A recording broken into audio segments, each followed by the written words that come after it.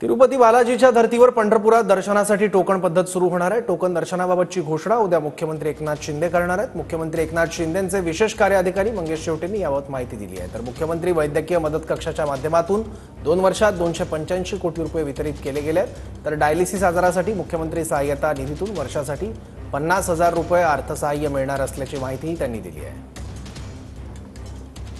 आता सध्या आपण करमाळ्यामध्ये आहोत। करमाळ्यामध्ये आज मोफत भांडी वाटपाचा कार्यक्रम झाला। या कार्यक्रमासाठी मुख्यमंत्र्यांचे ओएसडी मंगेश चिवटे हे होते, ते आपल्याबरोबर आहेत। की राज्याचे संवेदनशील मुख्यमंत्री एकनाथजी शिंदे साहेब यांच्या नेतृत्वाखाली गेल्या 2 वर्षांमध्ये मुख्यमंत्री वैद्यकीय सहायता निधीच्या माध्यमातून जवळपास 285 कोटी रुपये वितरित करण्यात आलेत आणि यामुळे दुर्धर आजारांनी ग्रस्त असलेल्या 235,000 पेक्षा अधिक रुग्णांचे प्राण वाचलेत। आपण माझ्या पाठीमागे बघत असाल, हे जे डायलिसिस चालू आहे, अशा डायलिसिस रुग्णांना देखील मुख्यमंत्री सहायता निधीतून प्रत्येकी 50,000 रुपये वार्षिक अर्थसहाय्य करण्यात येतं।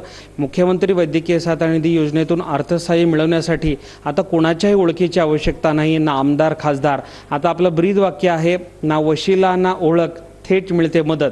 म्हणजे अगदी कोणाच्याही ओळखीची आवश्यकता नाही। अगदी मंगेश चिवटेला देखील या योजनेतून लाभ मिळवण्यासाठी मला भेटण्याची गरज नाही। मला वाटतं महाराष्ट्राच्या इतिहासामध्ये पहिल्यांदाच एवढी मोठी निर्मल वारी, स्वच्छ वारी आणि आरोग्यदायी वारी या कार्यक्रमाच्या निमित्तानं होते। मुख्यमंत्री महोदयांच्याच अध्यक्षतेखाली सुरू असलेला मुख्यमंत्री वैद्यकीय सहायता कक्षाच्या माध्यमातून त्या ठिकाणी आळंदी ते पंढरपूर आणि देहू ते पंढरपूर या दोन्ही पालख्यांमध्ये आपण आरोग्य सेवा दिलेली आहे।